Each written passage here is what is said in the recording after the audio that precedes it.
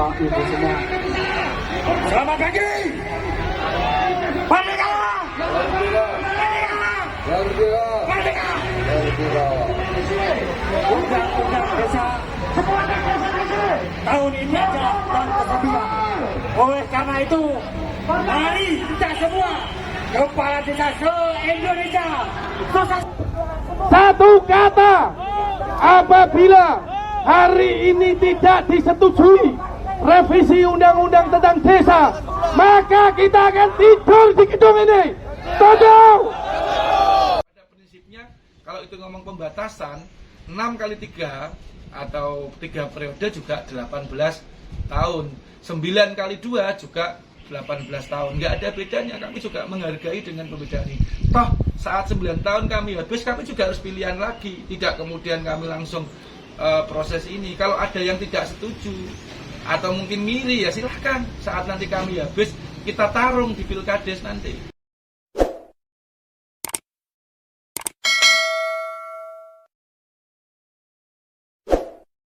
Assalamualaikum warahmatullahi wabarakatuh. Waalaikumsalam warahmatullahi wabarakatuh.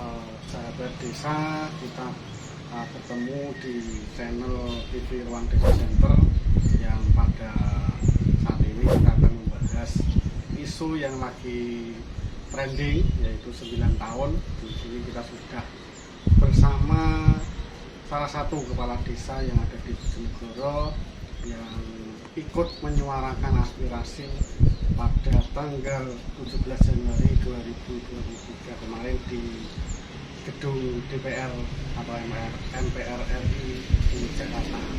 Untuk sahabat Ana Masito selaku kepala desa untuk memperkenalkan diri terlebih dahulu. Ya, terima kasih. Assalamualaikum warahmatullahi wabarakatuh.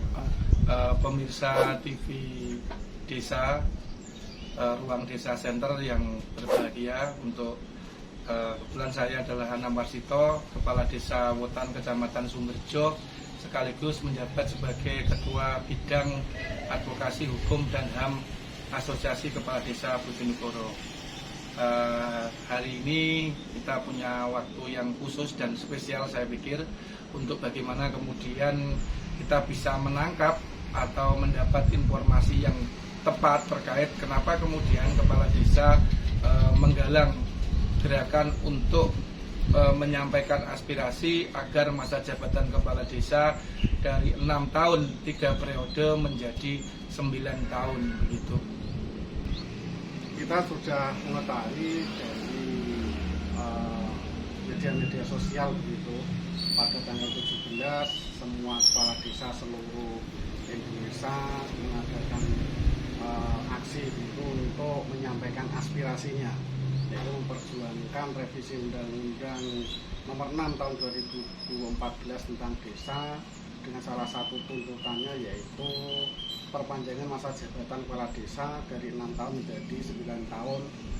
Nah, sebenarnya asal mula muncul isu perpanjangan itu bagaimana, bisa diceritakan dari siapa atau mengapa? Ya, jadi begini, perjuangan untuk melakukan revisi Undang-Undang 6 tahun 2014 tentang desa ini sebenarnya sudah dilakukan Asosiasi Kepala Desa mulai tahun 2019 kemarin. Nah, 2019 itu karena kita melakukan kajian-kajian, kemudian 2020 pas kita ada pandemi COVID sehingga kita tidak bisa berkerumun, sehingga langkah perjuangan yang diambil saat itu adalah melakukan judicial review Undang-Undang 6 tahun 2014 ke Mahkamah Konstitusi, khususnya pada pasal tentang masa jabatan. Nah, pada saat itu permohonan kita belum dikabulkan. Saat itu yang memprakarsai adalah AKD Provinsi Jawa Timur, termasuk AKD Bojonegoro ikut ambil bagian dalam rangka untuk melakukan judicial review di Mahkamah Konstitusi itu. Nah, kemudian hasilnya gagal. Pada tahun 2001 akhir, kawan-kawan, tepatnya di bulan Oktober, kawan-kawan melakukan konsolidasi kembali untuk melakukan upaya perjuangan lain, yaitu melalui jalur politik. Karena melalui jalur hukum judicial review kita sudah mentok. Akhirnya kita menggunakan jalur politik.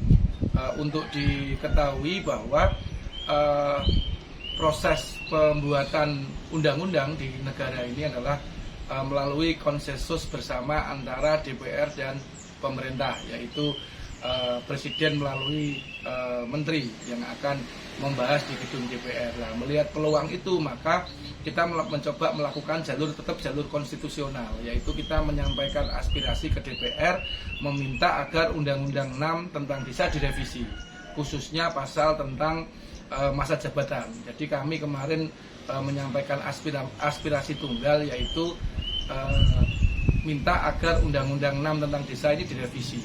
Itu yang kita lakukan. Nah, kenapa itu dilakukan? Karena memang kita secara empirik, kita ini kan pelaku. Kita ini pelaku langsung proses politik dan proses demokrasi di desa.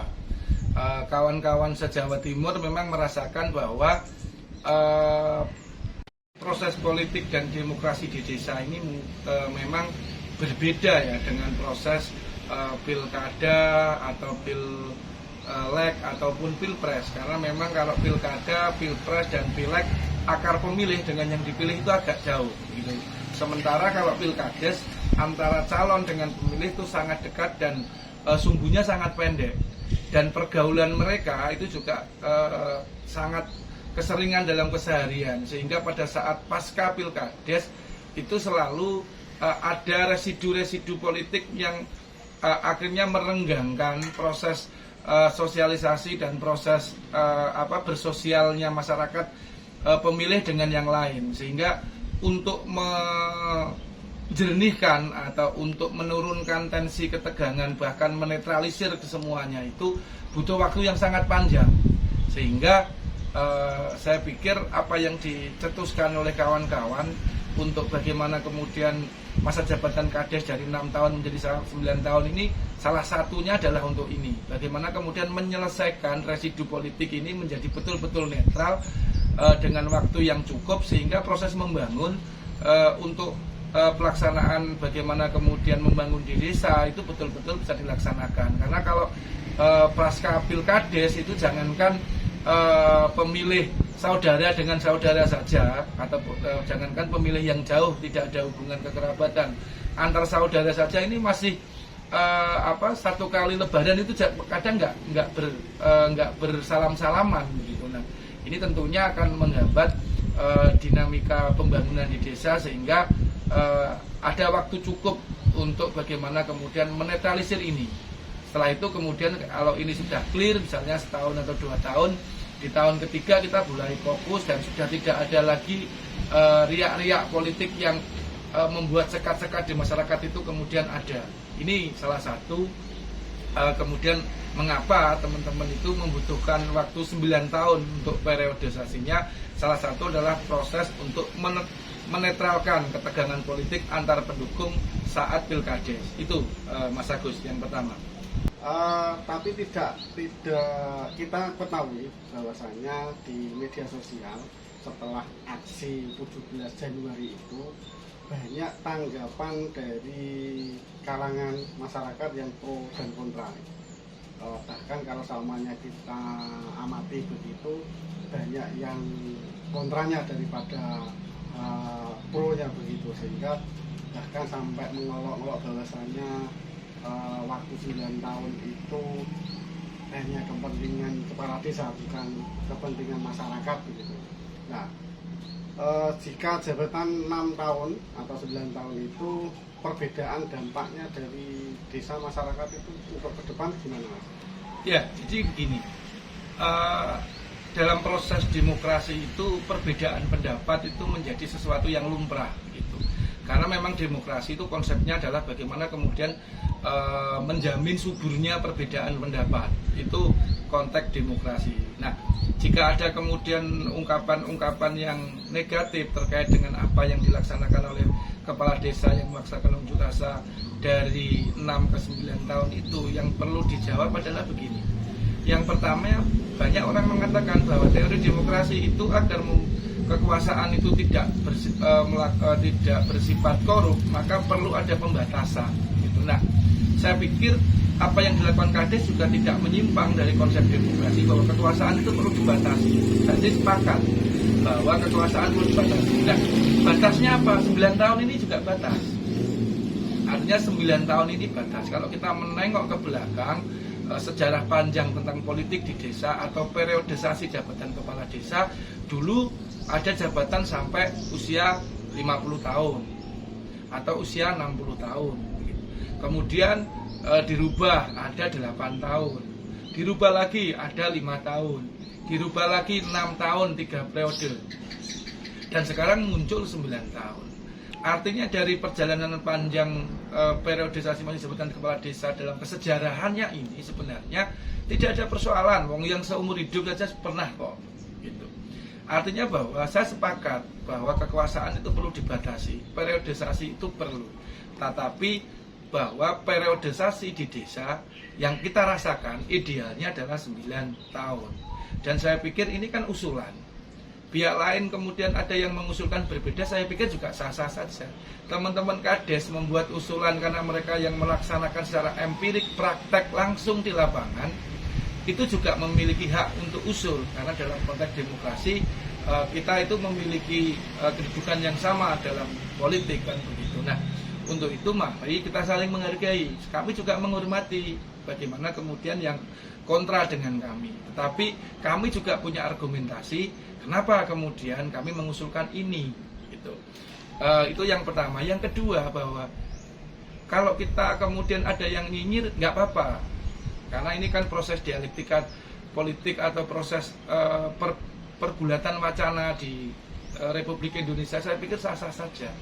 Tetapi bahwa kita mengusulkan 9 tahun ini juga tidak kemudian asal usul begitu. Karena kita juga sudah melakukan, teman-teman yang lain sudah pernah menjabat 3 periode, 2 periode, bahkan ada yang periode pertama.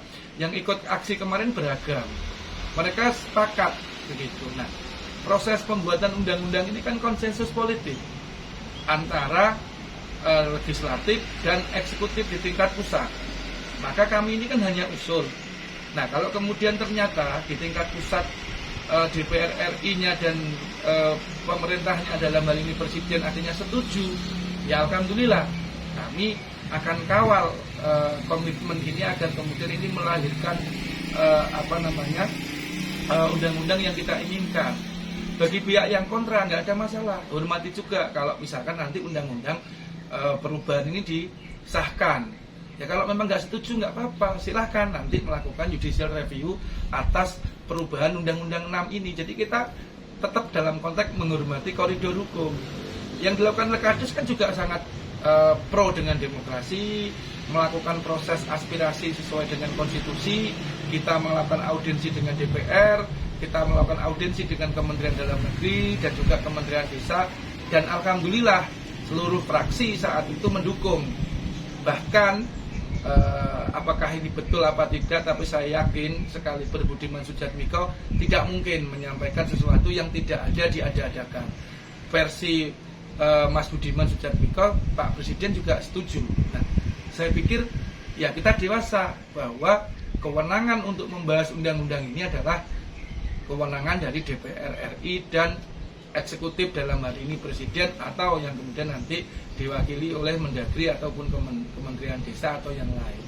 Saya pikir ini konteksnya dalam konteks demokratis yang mau saya sampaikan, bahwa aspirasi yang diusung oleh Kades ini tidak ada yang anarki, tidak ada yang melakukan perusakan, tidak ada penistaan kepada pihak lain. Kami murni memperjuangkan aspirasi kami berdasarkan pengalaman empirik kami yang melakukan proses dialektika politik dan dialektika demokrasi di desa. Dan kami meyakini bahwa 9 tahun adalah periode yang ideal. Setelah dalam kesejarahannya pernah Kades seumur hidup, Kades 8 tahun, Kades 5 tahun, dan Kades 6 tahun. Pada prinsipnya kalau itu ngomong pembatasan, 6 kali 3 atau 3 periode juga 18 tahun, 9 kali 2 juga 18 tahun, nggak ada bedanya. Kami juga menghargai dengan perbedaan ini. Toh saat 9 tahun kami habis, kami juga harus pilihan lagi. Tidak kemudian kami langsung proses ini. Kalau ada yang tidak setuju atau mungkin ngiri, ya silahkan. Saat nanti kami habis, kita tarung di Pilkades nanti. silahkan semuanya daftar, akan berhadapan dengan kami secara politik, secara demokratis, silahkan gitu. Karena jangan kemudian seolah-olah yang kontra ini paling benar, kami paling salah. Kami juga memiliki hak untuk melakukan proses turut serta dalam proses demokrasi ini, menyampaikan aspirasi. Dan kalau kemudian DPR dan Presiden sudah setuju, ya kami sangat menghormati dan kami sangat menghargai dan mengharapkan yang kami suarakan ini disetujui nanti menjadi perubahan Undang-Undang 6 dilakukan, dan kemudian periodisasi masa jabatan kemudian dirubah menjadi 9 tahun. Itu harapan kami.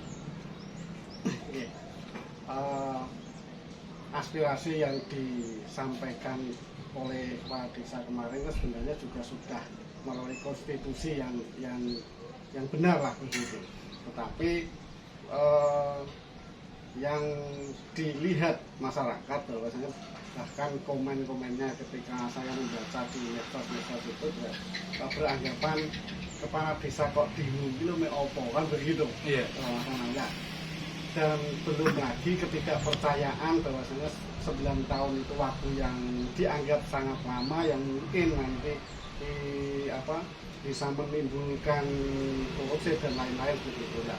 Bagaimana meyakinkan publik waktu 9 tahun itu emang jabatan kepala desa yang ideal, yang idealnya maksudnya ideal untuk membangun desa, untuk dari segi regulasi juga begitu. Iya, kalau kita dari kacamata korupsi dalam kesejarahan yang kita lihat, misalkan ada bupati yang 2 periode, pada periode yang kedua baru ketangkap ada. Ini kita pakai 5 tahun bahkan ini. Bupati yang baru dilantik setahun tertangkap juga ada. Bupati yang menjabat baru 3 tahun ketangkap juga ada. Gubernur yang baru selesai kemudian tersangka juga ada. Artinya kalau kita ngomong korupsi, ini tidak kemudian pada konteks berapa lama menjabat. Baru menjabat ditangkap juga ada. Artinya sebenarnya korupsi itu tidak pada urusan berapa lama jabatan itu. Tetapi korupsi itu lebih kepada bagaimana kemudian terciptanya peluang atau sistem yang kemudian memberi ruang kepada pemegang kekuasaan untuk melakukan korupsi. Ini yang perlu kita lihat. Artinya bahwa itu tidak paralel atau tidak segaris dengan korupsi dengan masa jabatan, itu bukan. Tapi bagaimana kemudian mengendalikan korupsi itu adalah kita menciptakan tata kelola pemerintahan yang transparan, yang partisipatif dan akuntabel. Ini persoalannya adalah persoalan sistem, bukan persoalan kemudian bagaimana periodisasi, tidak ada korelasinya. Nah, sekarang ini kalau kita melihat sangat sulitlah misalkan proses korupsi di desa itu. Karena apa? Sekarang pengawasannya mau menentukan BLT di desa saja itu harus musdes. Senyampang sistem ini dilewati atau mungkin juga nanti diperketat saat 9 tahun itu disahkan, saya pikir ruang korupsi itu tidak ada kaitannya dengan urusan berapa lama menjabatnya suatu jabatan politik, tapi lebih bagaimana kemudian sistem yang kita ciptakan itu benar-benar menutup peluang atau minim peluang bagi pemegang kekuasaan untuk menyalahgunakan kewenangannya. Ini yang paling terpenting sebenarnya. Nah, kita sekarang menengok ke desa. Kita mau menetapkan BLT di desa saja, itu harus musdes. Sehingga siapa yang dapat itu diusulkan dan ditetapkan oleh seluruh warga yang ikut musyawarah desa. Bagaimana kita bisa ngentit duit BLT yang kita serahkan sementara orangnya tahu semua siapa yang dapat. Belum lagi sekarang APBD itu dipampang di perempatan-perempatan begitu, misalkan di papan-papan pengumuman selalu diumumkan, sehingga mau pendapatannya berapa, belanjanya untuk apa saja itu masyarakat bisa tahu. Nah, saya pikir untuk mengendalikan korupsi bukan kemudian diperpendek 5 tahun pun kalau atau 3 tahun pun jabatan kades, kalau sistemnya longgar semua orang bisa korupsi.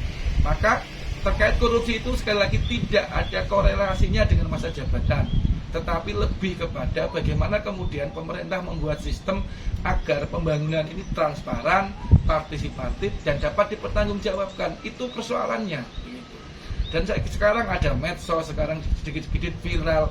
Saya pikir ruang untuk masyarakat untuk menciptakan pengawasan secara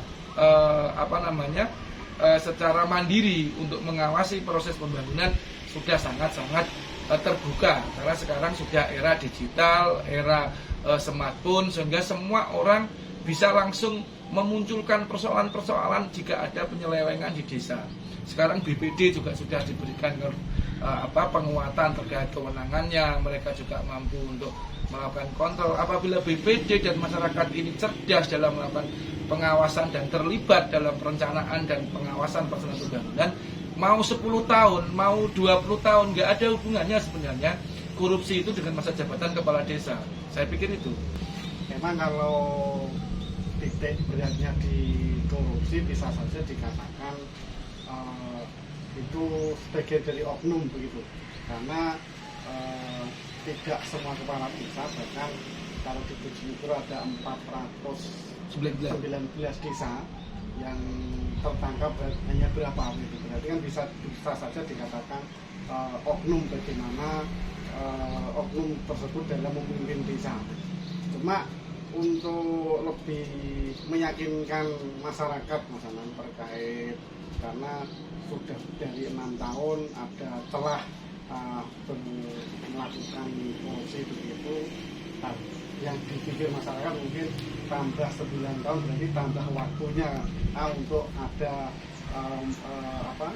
momen-momen untuk berkorupsi begitu. Nah, kira-kira apa yang mungkin perlu diatur sehingga masyarakat ke depan itu bisa lebih yakin bahwasanya 9 tahun itu waktu yang tepat untuk memimpin. Iya, jadi begini. Saya pikir sekarang kan untuk mengawasi keuangan desa itu ada Siskudes. Siskudes itu dapat dilihat oleh OPD yang membidangi desa di tingkat kabupaten, bisa dilihat BPK, bisa dilihat BPKP, dan bisa dilihat oleh KPK.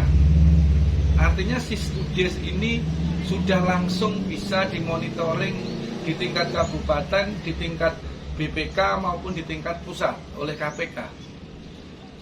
Jadi saya pikir peluang untuk melakukan penyelewengan sekarang ini, misalkan pada saat semester pertama pencairan dana yang dicairkan, kemudian saat uang sudah dikeluarkan dengan realisasinya, itu semua pihak yang membidangi pengawasan bisa langsung melihat. Di tingkat kabupaten, inspektorat bisa melihat. Di tingkat wilayah, BPK, kantor wilayah bisa melihat. Di tingkat KPK juga langsung bisa melihat. Sebenarnya kalau saya melihat sistem ini sudah bagus. Mau digunakan apa? Di termin pertama pencairan DD-nya, di termin pertama pencairan ADD-nya itu kelihatan semua. Masyarakat juga bisa melihat, tim kecamatan juga bisa ngonep, karena saat mau mencairkan, Pak Camat juga mengetahui mana yang dicairkan untuk tribulan pertama misalnya, atau semester pertama misalnya. Nah, saya pikir sistem kita sudah sangat bagus. Apa yang dipikirkan oleh masyarakat yang berandai-andai tentang korupsi akan semakin merajalela ini, karena mereka berpikirnya bahwa tidak tahu sudah ada sistem yang sedemikian rupa, sudah ada Permendes tentang Musdes, sudah ada Permendagri tentang pengelolaan keuangan desa, sudah ada Siskudes, aset desa juga sudah ada Siapdes dan macam-macam. Ini saya pikir sudah sangat cukup sebenarnya untuk mengeliminasi sekarang praktek-praktek korupsi yang ada di desa. Sekarang dari lahirnya Undang-Undang Desa mulai tahun 2014 sampai 2022 ini, di Bojonegoro hanya 8 kepala desa yang terkena masalah hukum tindak pidana korupsi yang menggunakan uang desa. Mulai 2014 sampai 2022 ini.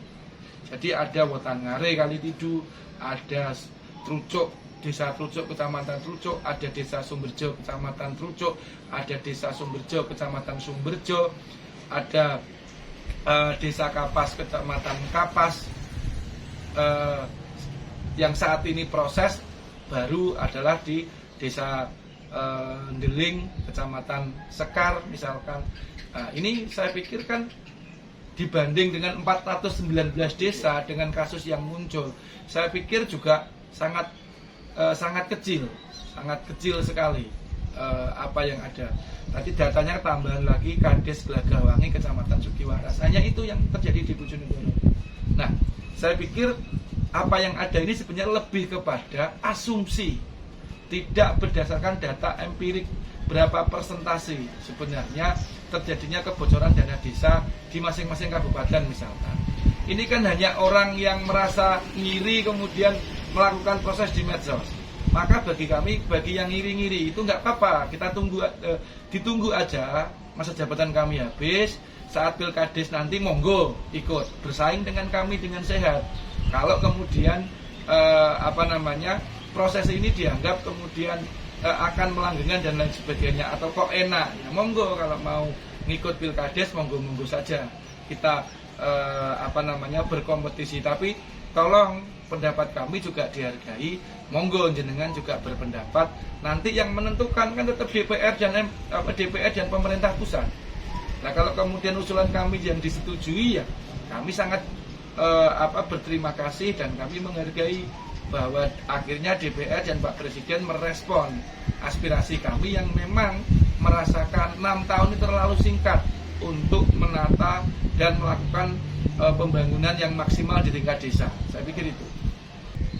Mungkin cukup begitu Mas Anam, terima kasih waktunya dan semoga acara ini atau apa yang disampaikan oleh Mas Anam ini bisa memberikan inspirasi pada masyarakat di bawah yang tentunya angan-angan terkait korupsi, terkait penyalahgunaan wewenang itu sebenarnya semuanya sudah teratur begitu. Jadi kalau toh ada yang tadi ini sudah disebutkan di Bojonegoro ada sekitar 8 yang sedang berkasus begitu, bisa saja kita katakan oknum karena dari 419 ini baru 8 itu kurun waktu 2014 sampai 2022.